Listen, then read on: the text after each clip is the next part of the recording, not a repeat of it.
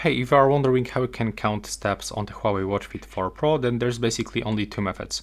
The first one, this device just measures steps automatically. You don't even have to do anything. So as you can see, you can add this shortcut into your watch face and it will show your live steps. But if you don't want to get it on your watch face, then you can simply go to this widgets on the right side. You have to click and hold and now add plus and simply add one of the widget with steps. So for example, you can find it right here on the sporty widget, but also this activity records, for example, in my case, I'll actually go for this one. So I'm gonna tap add and now just go back from this one. And it should be available at the right here, and there's your steps. But let's say that you want to count steps from some specific activity.